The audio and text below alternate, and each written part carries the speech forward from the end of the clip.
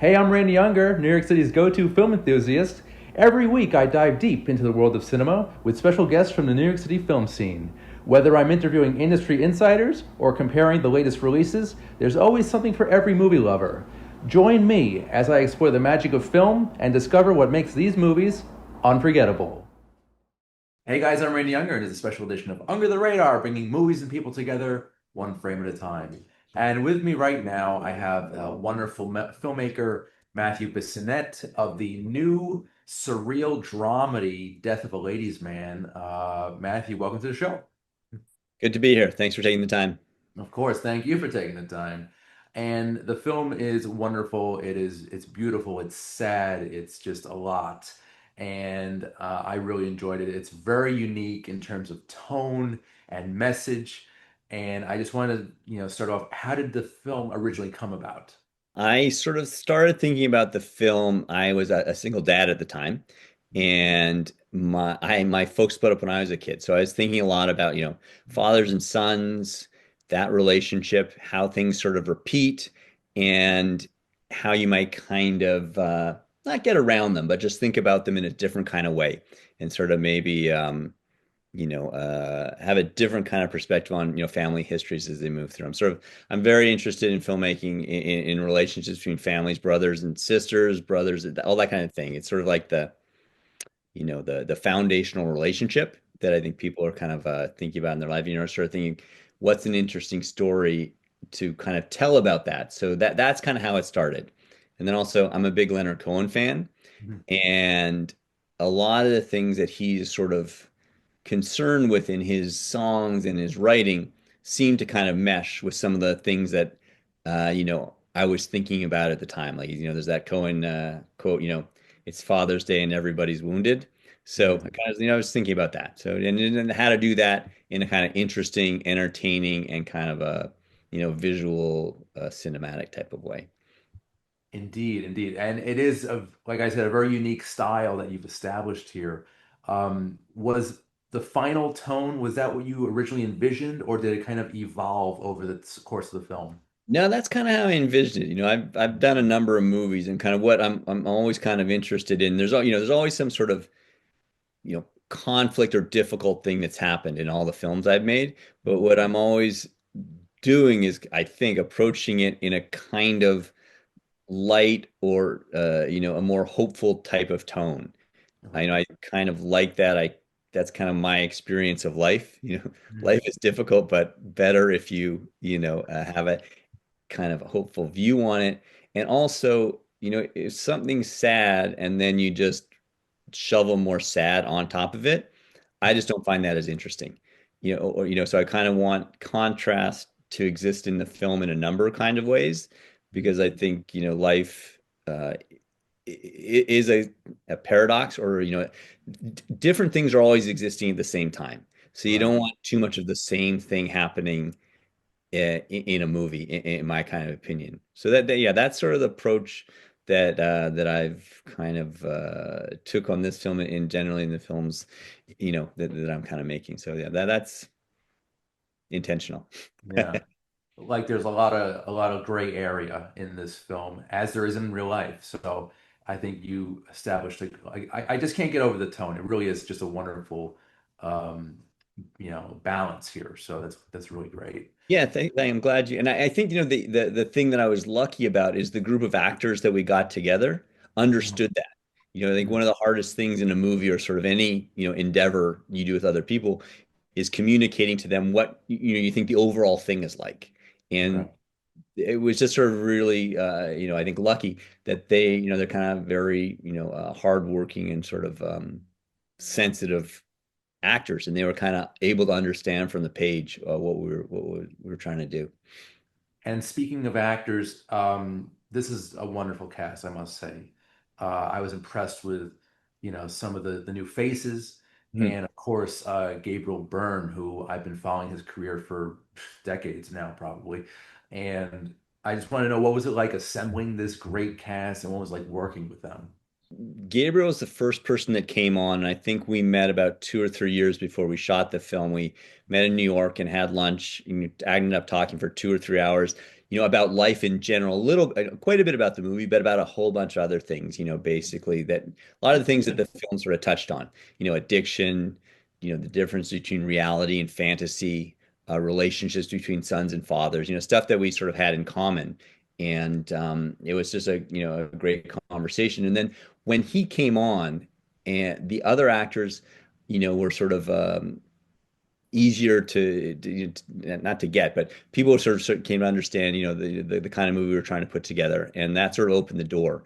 And most of the everyone in the film I had seen in movies. Like I'm sort of I love cinema. I watch a lot of films, and when you're watching them, you sort of remember a remarkable performance. And I had seen Caval in something, and Antoine obviously in Mommy, and then Brie and I always thought was great, and Jessica. So those are pretty much the only people we asked to be in it.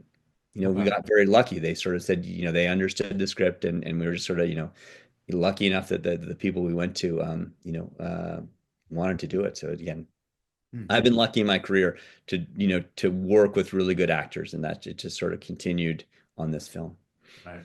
And the actors definitely carry this film, as does the screenplay and, of course, the cinematography. So the elements are really, they're all great pieces that really come together nicely here. And I'm curious, how important is collaboration to you on a film set? I mean, that's sort of the beauty of cinema is, like, writing is obviously a very solitary thing. You write something, you give it to some people, they have a look and give you some ideas. One of the great things about movie making, and that I kind of feel so lucky to be a filmmaker, is, you sit in your garage for a year or so, you get the screenplay, and then it gets bigger and bigger. You bring on producers, then you bring on casting directors, then you bring on your production designer.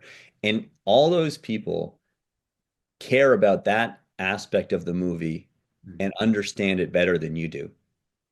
And to sort of just be blessed to kind of work with people that bring that kind of passion. It's always like so shocking to me and so wonderful. You show up and they have thought for hours and hours and hours on what the book cover should be like, where you just wrote book cover. And they sort of bring in ideas and just a level of care that you're not capable of. And I Right. think that starts with performances. The actors have thought about it, at least in my experience. I've been lucky, just so deeply. And they, the character that Gabriel had, Mm. he showed up with that. We Okay. had talked to, a couple of times in the year or two as we kind of got the financing together, but it was never me going like, oh, I think he's like this and he's like that and like that. He showed up with an idea of how he would look, Mm. how he would carry himself. He executed that with the costume, the designer who was wonderful. And again, my kind of job is to, get out of the way, make sure that everyone's in the same movie, but just Mm. let them kind of do their thing. And that yeah. So I guess that's the long answer is that cinema actually is collaboration, and that's sort of as an art form fairly unique. And I Mm. think it's one of the beautiful things about movies is if you think about it, it's sort of why we should watch them all together. Mhm. They're made by people all together, and I think they're sort of designed in their most pure way to be experienced all together in that dark room. I think they really are a community art form. So Yeah. that's there. It definitely is it's a teamwork effort, but even though it is a team, everybody brings something new to a table. So it's very individualistic too, as well as a group dynamic, which I totally agree with you on that one. So that's wonderful. So now the film, you mentioned, fathers and sons, the family relationships. How close to reality was this film to you? Was this based on actual events, or were there pieces of your life that you included in the script? Yeah, I mean, listen, I think as I mentioned, my folks split up when I was a kid, and I became closer with my dad, but he wasn't really around when I grew up. And then I ended up getting divorced and being a single dad when my son was fairly young. So in that essence, it's sort of, based on things that I understand. And I think, when you're telling a story, I think what you're trying to do is, what's been my experience in life? What sort of things have I experienced? And then what's a story that kind of fits with them that I can sort of include or sort of you know, encapsulate those experiences in a narrative. So then you're sort of thinking of a story, and the story just sort of starts to come to you bit by bit. So that was sort of the grounding experience. It's not really based on things that happened so much in my life, but these foundational experiences. So how can I kind of convey that feeling or that sort of sense of things in a story? So that's sort of the genesis of it. And then, you have these things start to happen narratively, and they sort of says, oh, this feels right. That kind of seems like it's going to get that feeling across. So that's kind of how it came about. So, again, it's kind of like characters. When you think of a character, you're sort of maybe thinking of someone you may have met, someone you sort of remember, and you want to imbue that kind of specific sense into the people. And then I think stories in a certain kind of way are a little more universal. And then so how can I take these specific pieces, this specific thing I've experienced, these specific person I may have met or known, and then put them in a larger, universal kind of archetypy type of situation, and let that kind of play out. Hmm, interesting. Good answer.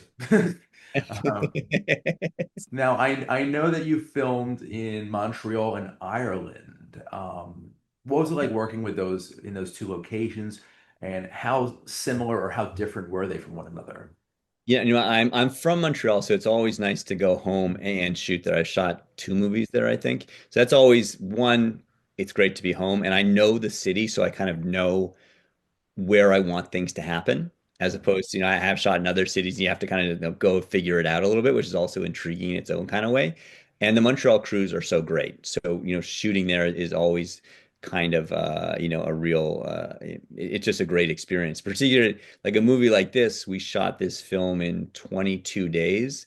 So you need to move quickly. So, and then the same is true with the Irish crews. The Irish crews are amazing. So they're like top-notch sort of professionals. Sort of funny thing about it is that, Montreal also is like heavily Catholic, and also obviously people speak French there. We shot on the west coast of Ireland, which Ireland heavily Catholic, and on the west coast a lot of people speak Irish. So it was sort of these sort of interesting that they're kind of similar places in a kind of way that I Right. sort of knew a little bit, but when we went and do the movies, it really kind of brought home to me. And I'm kind of Irish descent also, and so it was an interesting experience to sort of see how closely these two places mirrored each other. I'm sure there were challenges during the shoot, whether it be in Canada or Ireland. What were some of the main challenges? What were some of the obstacles that you had to overcome for this film? I think it's sort of always the same when you're making a movie, is there's never enough time. Hmm. So I think, like I said, we shot this in 22 or 23 days. It should have been, pick a number 35, 40. But, film is also a commercial medium, and there are sort of physical, monetary realities that you come up against. So that was sort of the biggest challenge. And then also, this is the first film that I come from indie movies, and this is the first film where we had a lot of sort of in camera and also special effects. And that is challenging to execute because it takes a certain amount of time.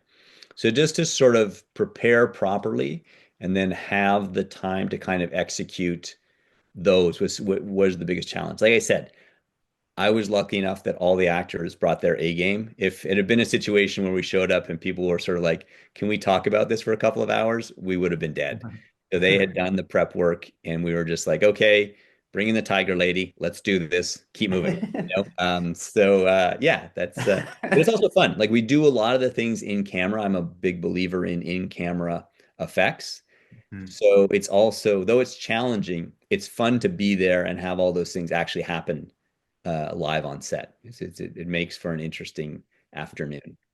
Keeps you on your toes, I'm sure. It does. Yeah, yeah, yeah. Well, keeps you nervous. Yeah, yeah. And now I don't want to give much away in terms of plot, but you mentioned the Tiger Lady, there's Frankenstein in there. Uh what was it like kind of just bringing these aspects of the film story to life? How close did you work with like the special effects team? Because I know there's a few effects shots in the film. What was it like working with that crew? Yeah, I mean that we did a lot of prep because again, if you don't have a lot of time, what you do have on the front end is time to prepare, properly when it's only two or three people talking.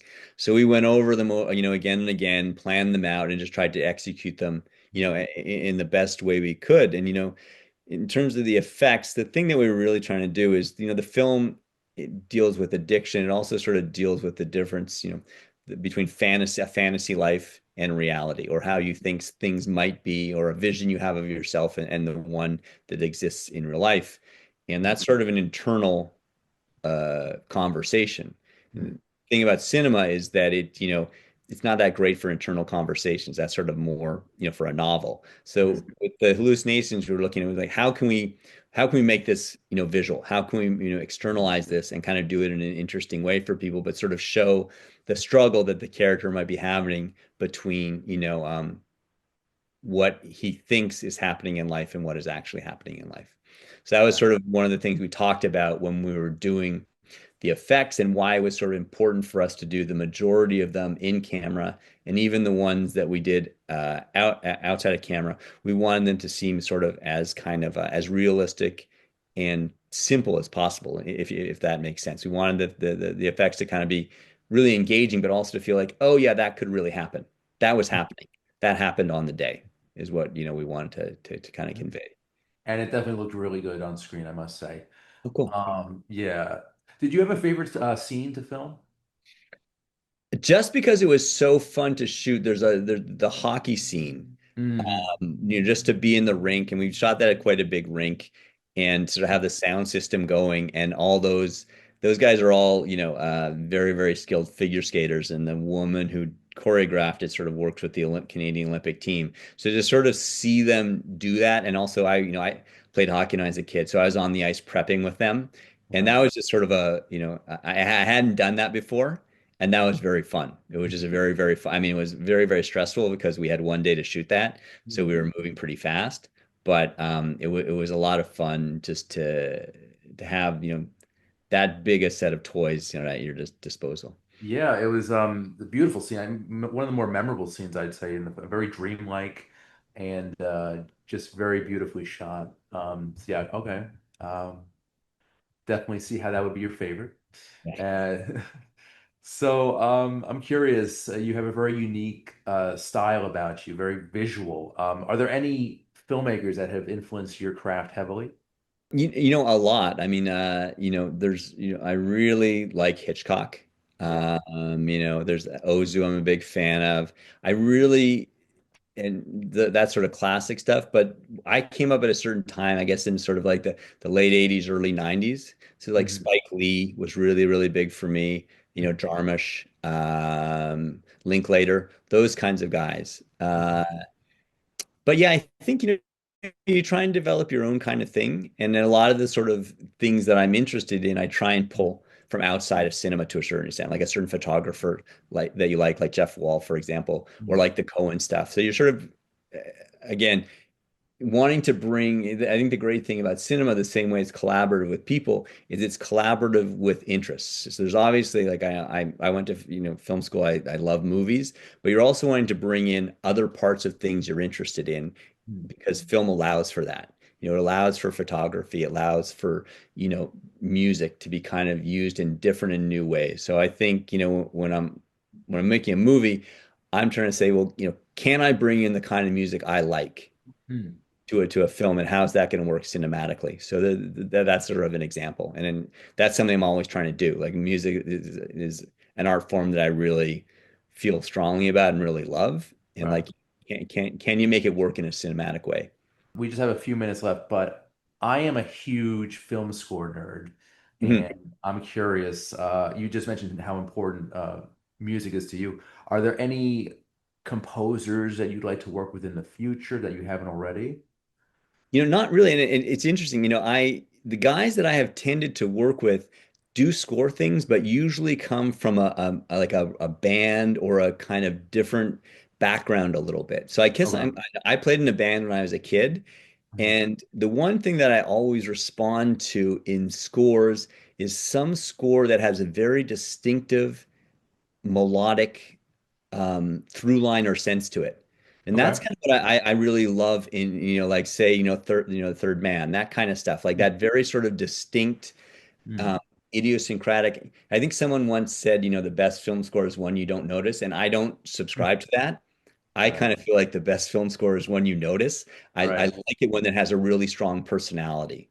So, Okay. and I think sometimes you get that with people that have come up writing songs because Okay. what they tend to usually be really, really good at is Mhm. melody. And Right. I love a score that has a sort of overarching melodic continuation. So Okay. that's kind of where I my bent on scores. I hear you. No, I need a good, powerful theme. Yeah, Thing, exactly. you Yeah, know, yeah, yeah, so yeah. it's Yeah, but and it Star shouldn't, Wars, yeah, Star Wars is it Star Wars because to a large extent of that theme song. yeah. And if Jerry Goldsmith were still alive, I could totally see you working with him. Yeah, Uh, me too. uh, so I'm just curious, we have to wrap up in just a few seconds here. Are there any other films or projects you're working on now that you can discuss? There's two, and I won't get too into one is sort of a lower, I guess lower, a more reasonable budget crime story that I'm Okay. interested in doing, and the other is a fairly large budget drama. So I Cool. predict the crime one will get done first, but Mhm. uh, but I'm looking forward to doing both of them. They're kind of in the works right now. So Okay, sounds yeah, good. Well, maybe yeah, we can discuss that at a later date. I would love to. I really Yeah. appreciate you taking the time, and I've enjoyed the conversation. So thanks so Thank much. you. Thank you. Likewise, sir. Likewise. So, Death of a Ladies Man will be available on VOD on September 26th. So, check that out. Matthew Bissonnette, thank you so much for your time today. This was incredible. The film is wonderful, and you're wonderful. Thank you for your time. Thanks so much. Have a good day. You too. So, guys, I'm Randy Unger. This has been Under the Radar, bringing movies and people together one frame at a time. We'll see you next time. Take care.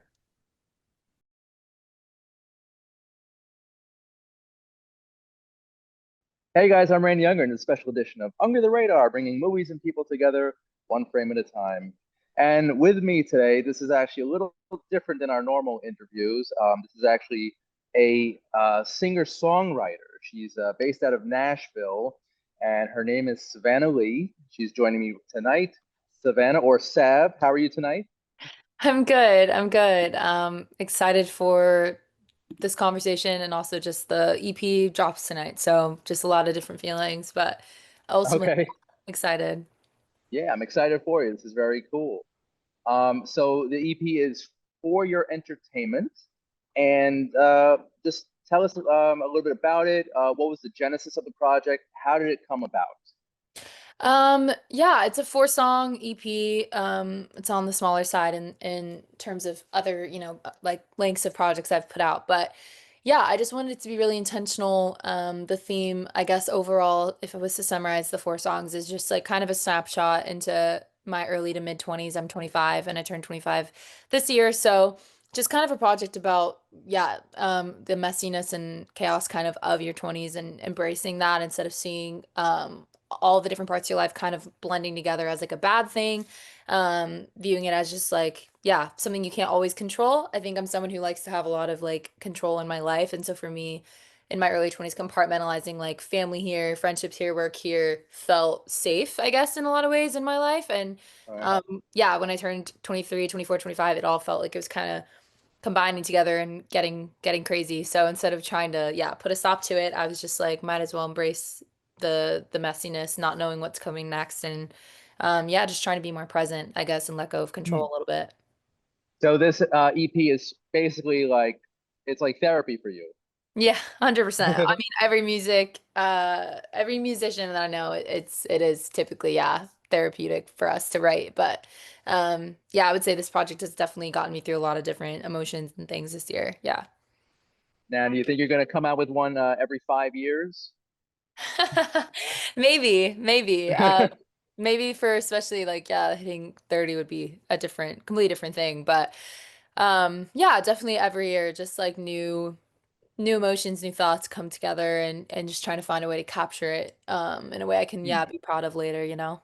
Who are some artists you'd like to work with in the future? There's so many. Um, so many, but yeah, I mean currently like there's an artist Olivia Dean. I love her. I Hmm. think she's Okay. really, really good, amazing. Um, there's a band called Spacey Jane that I've been listening to a lot. They're very Hmm. much in like the indie alternative pop world. Um, even the Marias, like I'm a big fan of the Marias. I think they're like, Okay. yeah, some of my favorite music this summer was the Maria song. So, Okay. yeah, I guess I would say that.